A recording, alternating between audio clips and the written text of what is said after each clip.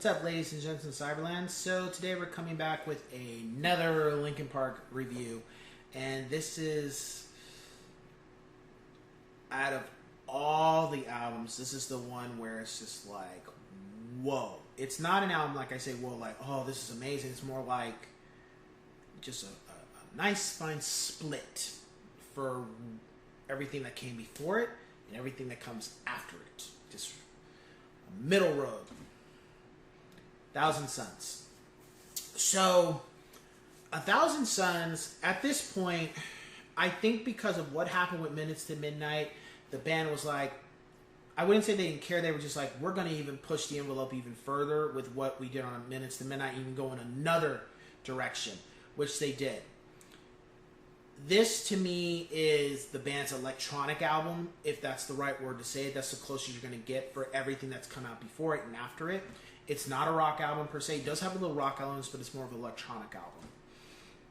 And when the Catalyst came out, again, when I mentioned in Minutes to Midnight when Mike did the singing for In Between, because of that song and because of how he felt about it, that started to become more into the album.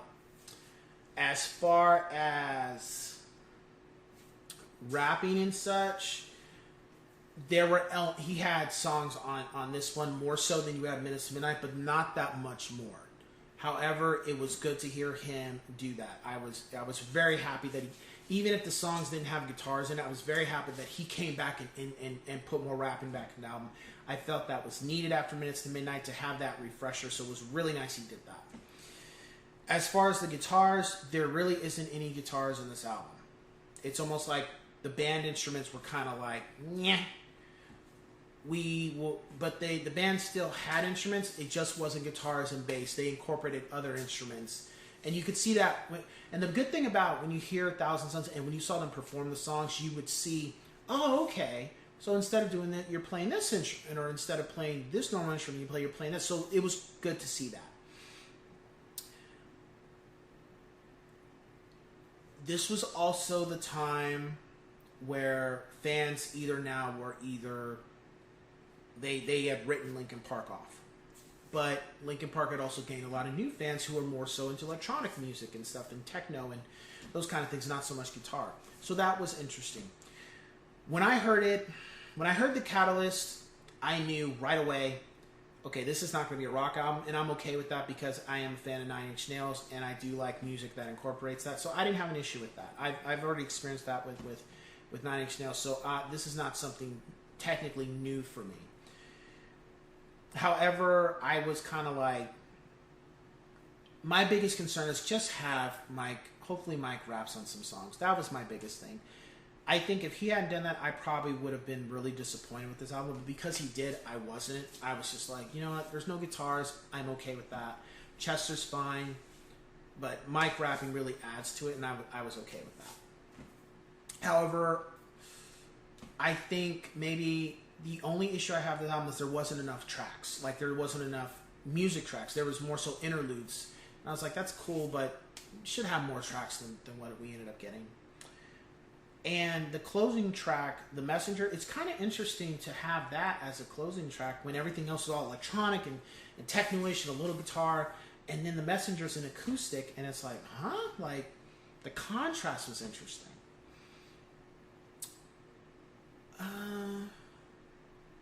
So yeah, it was Wretches and Kings. It was interesting to hear Mike rapping on that and how the music went. Hearing Blackout, that was interesting. How Chester's voice was being distorted and stuff. And then especially when they Come For Me was really interesting too. And again, the band did let you know right away that there's not going to be a lot of guitars. They're there, but they won't be in your face like the other albums. And I was like, okay, well, you know, I'm okay with that. But when Mike said, yes, I'm back. I will be doing a lot more vocals of rap. And I was like, yes, thank you. So I took it for like, okay, not this, but we have this, so we're good. For my rating of 1,000 Suns, I would give it a 4 out of 5. I've always felt it was a 4 out of 5 album. It was never, and the reason why was because, number one, I love my guitars, you know, but the biggest thing is just there wasn't enough tracks. If you scratch all the interludes, it just wasn't enough tracks, and I was kind of like, you know, sorry guys, but You can put a little bit more on here. It shouldn't have been this many little tracks. And also, Blackbird should have been on this album. That was a song that was done for this 8-bit thing with your phone. I never got that. They said if you beat the game, you get the song. So man, I just waited until somebody loaded it, and I ripped it, and I have it with this album. That should have been on this album because it did come out before the album. So maybe it's technically part of Minutes to Midnight. As far as my top 5 tracks, When They Come For Me, Wretches and Kings, Waiting for the End. What was the other one? Oh, Burning in the Skies, or is it Burning in the Skies? Always, yeah, it's Burning in the Skies, and The Catalyst.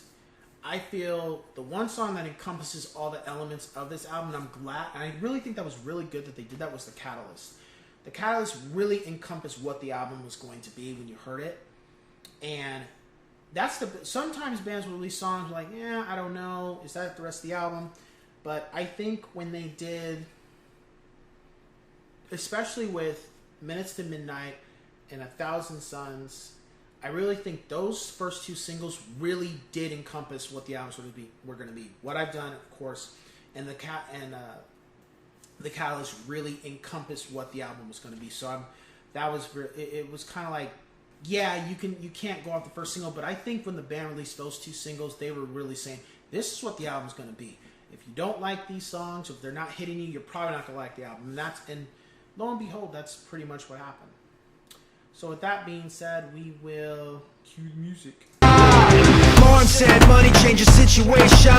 Big said it increased the complication. Kane said don't step, I ain't the one. Chuck said it Uzi weigh a motherfucking ton. And I'm just a student of the game that they taught me. Rocking every stage and every place that they brought me. I'm awfully underrated, but given to correct it. And so it is.